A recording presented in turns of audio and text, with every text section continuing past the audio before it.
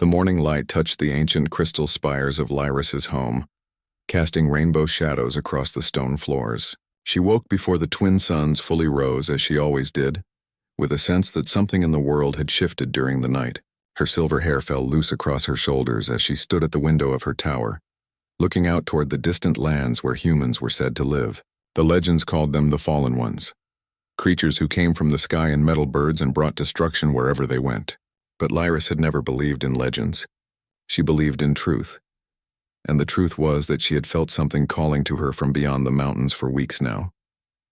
Kyle and Mira were waiting for her in the gardens below, as they always were. The black dragon with his golden streak stood almost as tall as the tower itself, his muscular frame rippling with power as he stretched his wings. Mira, the smaller of the two with her shimmering green and blue scales, nuzzled against Lyris as the elf woman descended the stone stairs. These dragons were not like other creatures in Ethermore. They had been born during the Great Eclipse 100 years ago, a rare occurrence that happened only once in 1,000 years. The elves believed that such dragons carried ancient magic within them, magic that could not be explained or controlled by ordinary means. Lyris ran her fingers along Kale's neck. Feeling the warmth of his scales under her touch, the dragon rumbled softly, a sound like distant thunder, and lowered his massive head to meet her eyes. In that moment, they understood each other without words. Something was calling. Something needed their help. The dragons had sensed it before Lyris had, and they had been waiting for her to understand. She climbed onto Kale's back, settling into the natural saddle formed by the curve of his spine, and Mira took flight beside them. They rose higher and higher, leaving the crystal towers of the elf city far below. Lyris had broken many rules by riding the dragons like this. Her people believed that such creatures should be respected but not used, spoken to but not obeyed. Yet Lyris had always known that the dragons wanted to help her, wanted to soar through the sky with purpose and meaning. The elders called her reckless. Lyris called herself alive.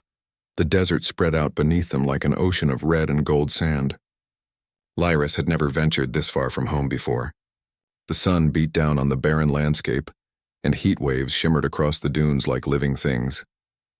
But as they flew further, she saw something that made her heart quicken. There, half buried in the sand, was the twisted metal remains of something that should not exist. It was massive and shaped like nothing nature had ever created. It was a ship, and it had crashed from the sky. Kale descended slowly, circling the wreckage 3 times before landing on the sand a safe distance away. The metal was still warm to the touch, and Lyris could smell smoke and burning fuel in the air. She approached cautiously, her hand on the dagger at her side, though she knew that weapons would be useless if there was true danger here. As she got closer, she heard something that stopped her completely. It was the sound of a child crying.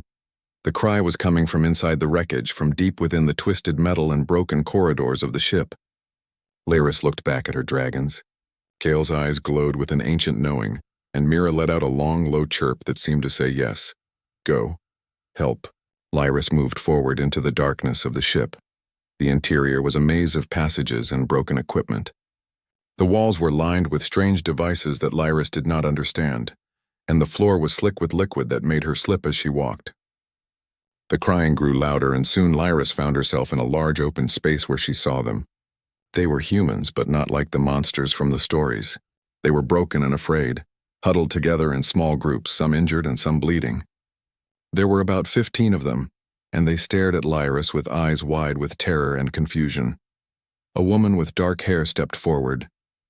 She was tall and moved with the careful grace of someone who had been trained for combat, but had learned to hide it. This woman was different from the others. She carried herself like a leader. Even though her clothes were torn and her face was covered in soot and ash, she looked at Lyris, and for a moment neither of them moved.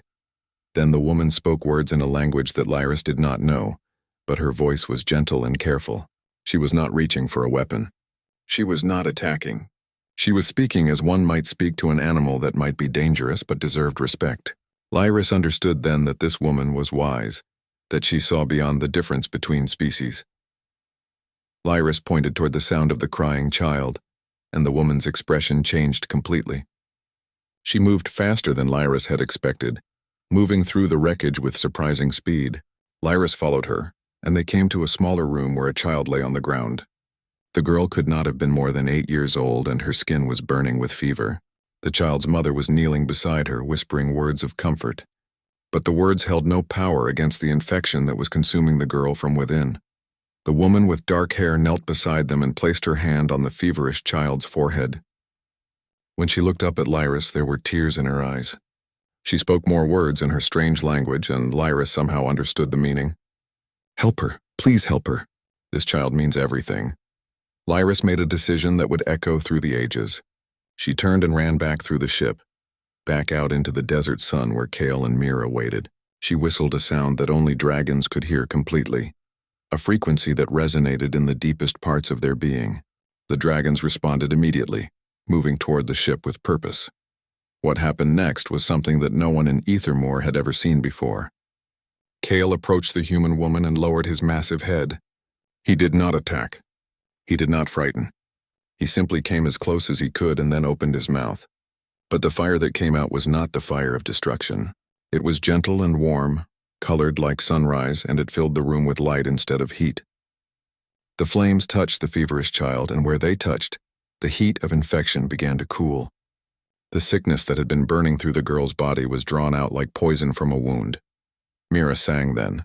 Her voice was not like anything in the human world or even in the elf world. It was a sound that existed between worlds in the space where magic lived. The sound reached into the deepest places of suffering and pulled them out gently, carefully, like a healer drawing splinters from a wound. The child's breathing became easier. The fever broke. Color began to return to her pale skin. The humans watched in wonder and disbelief. Some of them fell to their knees. Some of them wept openly. The woman with dark hair looked at Lyris with an expression that transcended language. It was gratitude and hope and the beginning of a friendship that would change everything. The child opened her eyes and looked at Kale. Her tiny hand reached out and touched the dragon's scales. In that moment, the separation between species became meaningless. In that moment, the universe expanded to include possibilities that no one had believed were real. In that moment, everything changed. The sun was setting when Lyris decided to stay.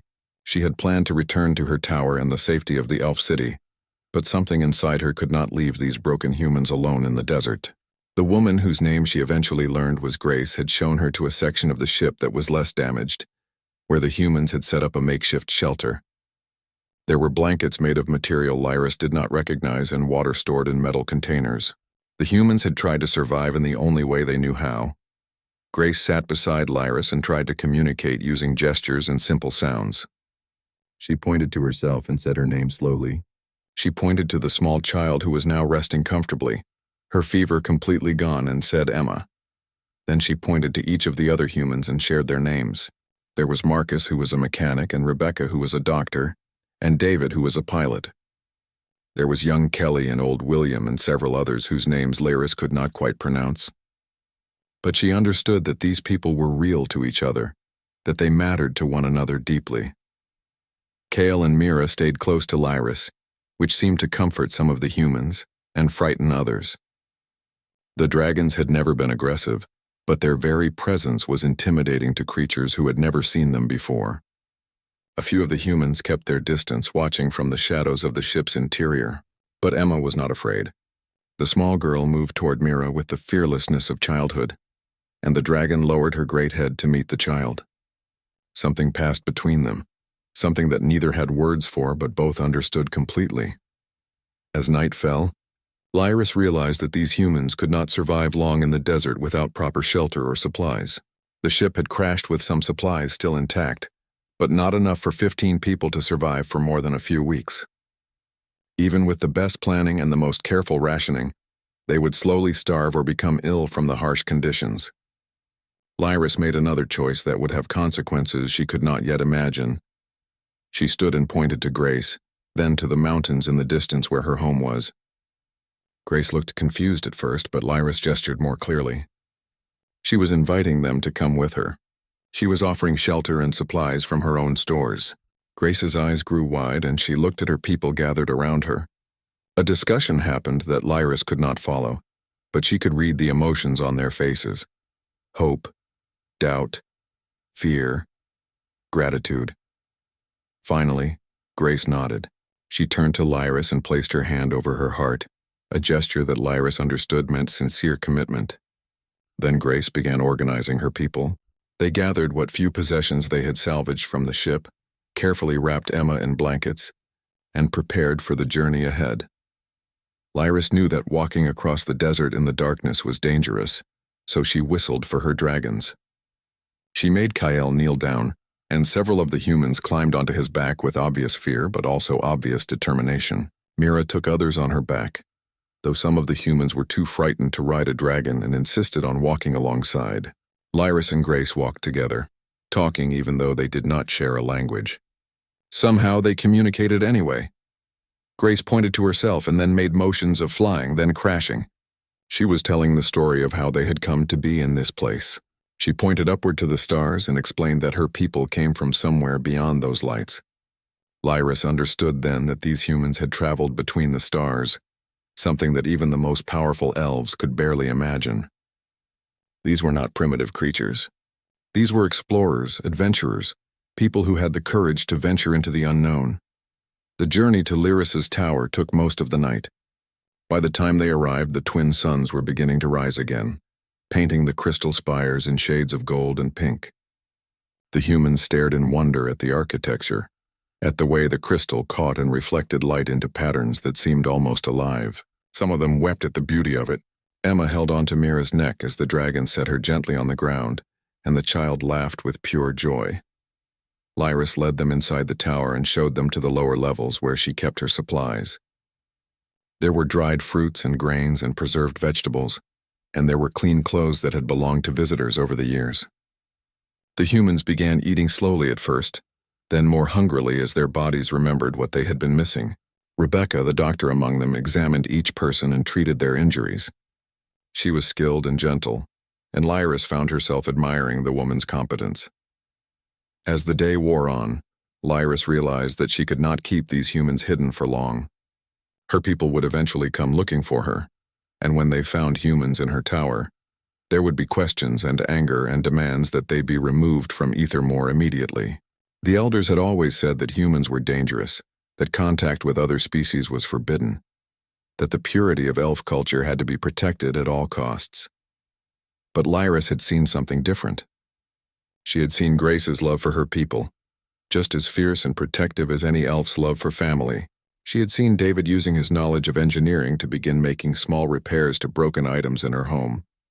She had seen Rebecca teaching young Kelly about the medicinal properties of the plants that grew in Lyris's gardens. She had seen Emma and Mira asleep together, the dragon's massive body curled around the small child like a protective mountain. These humans were not so different from elves. They loved. They worked. They dreamed. They wanted to survive and flourish and see their loved ones safe. If the elders could not understand that, then perhaps the elders were wrong about many things. That night, as Lyris lay in her chamber listening to the sounds of humans moving through her tower, she made a decision that she knew would change her life forever. She would help these people. She would find a way to get them home. Even if it meant defying everything her people believed, she would prove that cooperation between species was not weakness but strength. She would show that prejudice and fear were barriers that could be broken if enough people had the courage to believe in something better. Grace appeared at her door, moving quietly in the darkness. The human woman sat beside Lyris and took her hand. No words were exchanged, but all the important words were there anyway. Thank you. Friendship, hope, tomorrow, together. Grace's grip on her hand was warm and real, and Lyris held on tight. Whatever came next, they would face it as allies. 3 weeks had passed since the humans arrived at Lyris's tower, and the secret could not be kept much longer. The elders began sending messengers, asking about unusual activity and strange energy signatures that their instruments had detected. Lyris knew that her time was running short. She had to act quickly and decisively if she wanted to change the hearts and minds of her people. She called a gathering in the great hall of the tower, knowing that this moment would define everything that came after. The elders arrived with suspicion written across their faces, their long robes trailing behind them as they walked. They were ancient beings, some of them older than written history itself, and they carried themselves with the weight of ages and tradition. Lyris stood before them with Grace and David and Rebecca beside her. Behind them stood Kale and Mira, the dragons watching with intelligence and power radiating from every muscle. The elders drew back slightly, their eyes narrowing with concern and displeasure. Then Lyris began to speak. She told them everything that had happened since the humans crashed into the desert. She described finding Emma burning with fever, explained how her dragons had healed the child using the ancient magic that flowed through their very being. She spoke about the humans' knowledge and skill, their ability to understand machines and engineering in ways that elves had forgotten. She described watching David work with their technology, making small improvements that had never been considered possible. But more than anything, Lyris spoke about what it meant to see past fear and prejudice. She told the elders that humans were not monsters or invaders. They were travelers caught far from home, desperate to find their way back to their families and their lives. She said that helping them was not weakness or betrayal. It was strength. It was the action of beings confident enough in their own worth that they could extend compassion to others. One of the eldest elders, a woman named Elara whose hair was white as fresh snow, stood and approached Lyris. The elf woman was so ancient that some said she had been alive during the last great war between the elf kingdoms. Her eyes held wisdom earned through centuries of experience and loss. She looked at Grace for a long moment, studying the human woman as if trying to read her very soul. Then Elara asked a question in the old language, and Grace waited for Lyris to translate. The question was simple. Why should we trust you? Why should we believe that helping humans is anything but a path to our own destruction? Grace stepped forward and spoke slowly, knowing that Lyris would need to translate each word carefully. She said that humans had once been as afraid of the unknown as elves were now. She said that her people had traveled through space because they had learned that understanding others was more valuable than fear. She said that humans were not perfect, that they made mistakes and sometimes hurt each other, but that they always tried to do better.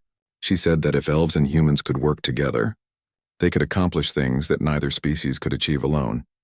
Elara listened carefully to the translation, and something shifted in her ancient eyes.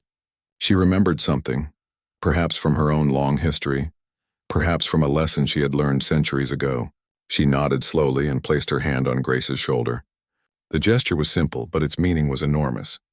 One of the most respected elders had accepted the humans. The other elders began to debate, some still resistant, some becoming curious. David stepped forward then and began to speak about the ship, about the damage and the repairs that would need to be made. He explained that he had studied the engineering principles of their vessel and realized that he needed materials that only the elves possessed. He needed the crystal that the towers were made from, combined with the ancient knowledge of elf magic, to repair the ship's hull and its navigation systems. When the elders heard this, they realized something important. The humans could not stay in Ethermore forever. If they helped repair the human ship, the humans would leave, returning to their home among the stars. This was not an invasion or an attempt to change elf culture. This was a temporary alliance that would ultimately send the humans away. Several elders visibly relaxed at this realization, but Lyris knew the real truth. She knew that she wanted the humans to stay. She knew that Emma had become like a sister to her, that Mira had somehow bonded with the child in a way that suggested a deeper connection across species. She knew that Grace had become her best friend, perhaps the closest friend she had ever had. But she also knew that these humans deserved the chance to go home, to see their families again, to complete their journey through the stars. Over the next weeks, the work began. The elves and humans worked together for the first time, learning each other's ways and discovering that cooperation brought results that neither species could have achieved alone. Lyris and David spent hours discussing engineering and design. Marcus and several elf craftspeople pooled their knowledge to create tools that were stronger and more precise than anything either culture had made before. The dragon scales of Kale and Mira provided a material that was stronger than any metal the humans had ever worked with. When combined with the crystalline tower material and the magic that the elves knew how to weave into physical objects, the ship began to transform. What had been a broken vessel started to become whole again. Emma became the bridge between the two species in the most unexpected way. The child had somehow picked up elements of both languages, mixing human words with elf sounds in a way that made everyone laugh. She would run between the humans and the elves, playing with equal comfort among both groups. Where Emma walked, barriers fell away. Where Emma played, cooperation flourished. One evening, As work on the ship continued in the workshops hidden deep beneath the tower, Lyris found Grace standing alone, watching the sunset over the crystal spires. Lyris sat beside her friend, and they watched the sky change color from blue to purple to deep red. Grace reached over and took Lyris's hand, just as she had done weeks ago when they first became allies. Grace spoke words in her language, and Lyris understood their meaning even without translation. "Thank you for saving my life. Thank you for believing in us. Thank you for being the kind of person who sees past fear and chooses compassion anyway." Lyris squeezed her friend's hand and knew that when the ship was finally repaired and ready to leave, part of her heart would leave with it, but another part would remain here with Grace, in the memory of what they had accomplished together, in the proof that different species could work together and create something beautiful. The barrier between worlds had been broken and nothing would ever be the same again. The ship was almost ready. 3 months of intense work had transformed the broken vessel into something new. Something that was part human technology and part elf magic. The hull was stronger than any metal could be, infused with crystalline structure and woven with spells that would protect it from the dangers of space travel. The navigation system had been rebuilt using both human understanding of physics and elf knowledge of how to read the stars and the currents of magic that flowed through the universe. David stood in the command center of the ship, reviewing the plans one more time with Lyris and several of the elf engineers who had become his friends. The human pilot was different now than when he had first crashed in the desert. He was thinner and stronger, his skin darkened by the sun of Ethermore, and his eyes held a new kind of wisdom. He had learned that knowledge from one culture could be enhanced by knowledge from another, that human innovation combined with elf magic created possibilities that neither species had imagined separately. David pointed to different sections of the ship and explained what would happen when they attempted the launch. The humans had been preparing for this for weeks, running simulations and checking systems over and over again. David knew that failure was possible, even likely if any small thing went wrong. But he also knew that the people on this world had given his crew a second chance at life, and he was going to do everything in his power to make this ship work. That night, there was a celebration in the great hall of the tower. The elves brought food and drink from their stores, and the humans shared stories from their world, their families, and their lives before they crashed. Rebecca spoke about her practice as a doctor and how she wanted to return home to her patients who needed her. Kelly talked about a boyfriend waiting for her on a planet called Nova Terra, someone she feared she would never see again. William shared memories of his grandchildren and the life he had left behind. The elders listened to these stories with new understanding. They saw that humans were not so different from elves, that they had the same hopes and fears, the same need for connection and purpose. Ilara stood and spoke a blessing in the old language, wishing the humans safe passage and swift return to their home. The words were ancient and powerful, and Lyris could feel the magic woven into them, protective magic that would follow the humans into the stars. But the celebration could not erase the sadness that everyone felt, knowing that tomorrow the humans would leave. Emma clung to Kale's neck, tears streaming down her face, and the dragon sang softly, a song that sounded like goodbye and like a promise that they would never forget each other. Mira rested her head on Lyris's lap, and the elf woman could feel the dragon's sorrow radiating through her massive scales. Grace found Lyris on the tower's highest balcony as the night deepened. They stood together watching the stars, and Grace spoke about the journey ahead.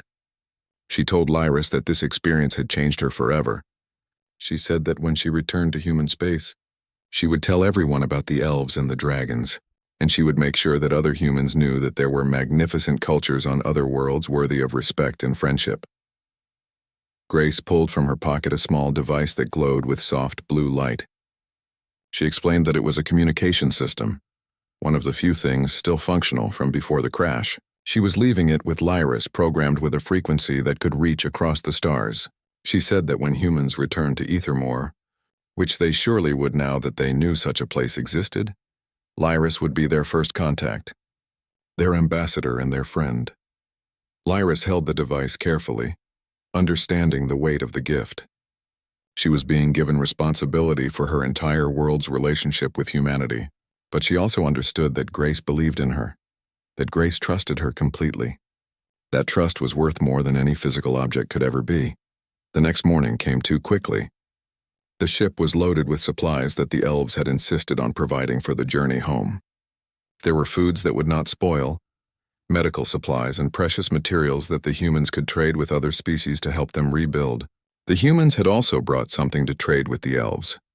David had spent his spare time creating detailed plans and specifications for devices that could improve elf life in ways the elders had never considered.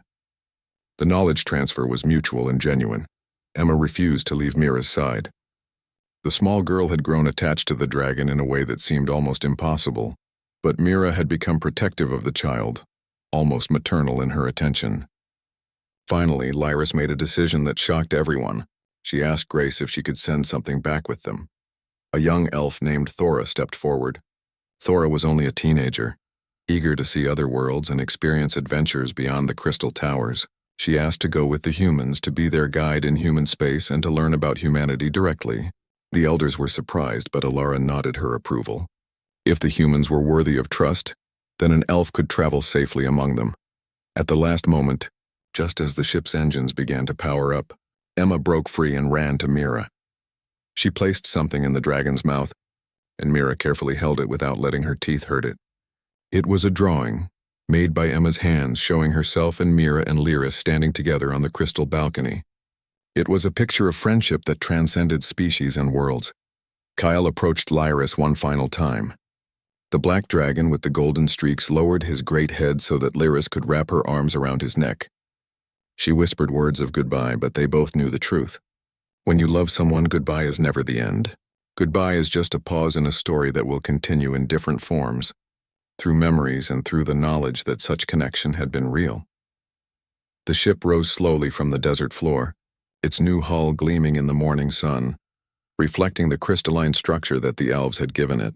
Lyra stood on the tower with Mira beside her, and they watched as the vessel climbed higher and higher.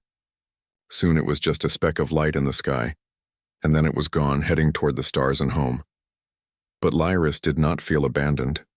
She felt connected to something larger than her own world, part of a community that stretched across the stars. She held the communication device in her hand and made a promise to herself. She would learn everything she could about human culture and technology and science. She would prepare her people for the day when humans returned, which they certainly would. She turned to Mira and saw in the dragon's eyes the same sense of purpose and hope. Together, they would be the bridge between worlds. Together, they would prove that connection and cooperation were possible between any species willing to believe in them.